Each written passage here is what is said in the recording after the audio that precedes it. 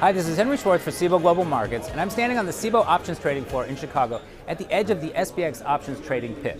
So SPX is the most active index options product in the United States. We trade about 3 million contracts a day in this crowd, which is about 6% of the total market. In premium terms, that's almost $8 billion a day in premium, which is about 40% of the market. And in notional value, it's over $1 trillion a day that is trading in this product. Incredibly active, incredibly liquid. And there are some important things to understand about an index product versus a stock or an ETF option that you may be familiar with. So SPX options are European-style, cash-settled index options. European-style simply means there is no early exercise or early assignment for an options trader. The only way to exit a SPX option position if you're long a contract is to sell it in the market or to wait for expiration. Same thing on the short side. If you're short an option, it's going to stay in your portfolio until you decide to buy it back in the market or it expires. As a cash-settled product, that simply means that the final value of the option is based on the settlement price of the index, and then a cash settlement is made between somebody that's long in the money option and somebody who's short that option. So with SPX, there's an important thing to understand, which is there's AM settlement and PM settlement expiration cycles. PM simply means that these options expire into the final closing index price on expiration date, and they can be traded through that expiration date right until 4 o'clock when that index closes. The AM settlement style is kind of the traditional SPX model, and those expire into a special quotation that's disseminated by the exchange on those settlement dates. So it's important to know which contract specs you're involved in. One other factor for index options is that they qualify as Section 1256 contracts for tax purposes, which may have advantages for traders. It's important to talk to a tax expert on that. So now what we're going to do is find a quiet place to sit down and take a look at SPX in the Webull platform. So I've launched the Webull desktop application and gone directly to the Option Traders tab, where I've set things up to see a quote widget, my watch list, and then a stock chart and the options chain. So as I mentioned before, the underlying for the SPX options is the S&P 500 index, which is currently trading at 3926.95. I want to point out two related products, the XSP index and the Nanos index, which also use the S&P 500 index as an underlying, but for both of these products, the index is divided by 10. So instead of 3926, the underlying for XSP is 392.69.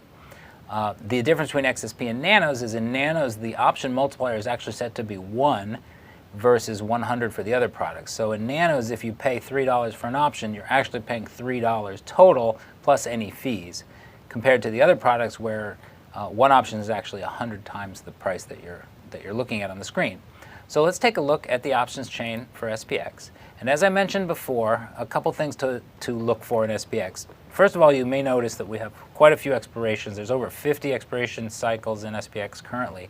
And some of those are AM and some of those are PM expiration. So if you see an AM indicator, that shows you that that term that you're selecting expires into the special opening print on that expiration date. And in fact, the last day to trade these April 21st contracts would actually be April 20th, because those contracts do not open on the morning of the 21st before the settlement price is printed.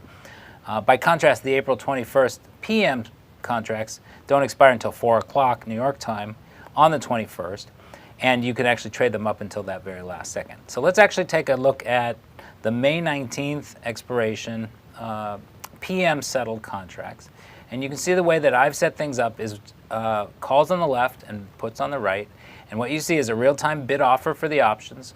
I've added implied volatility, the open interest of the contract, and then the Greeks, the delta, the gamma, the theta, and the vega. And I encourage you to educate yourself in terms of option Greeks and price modeling to understand how these can be useful in trading.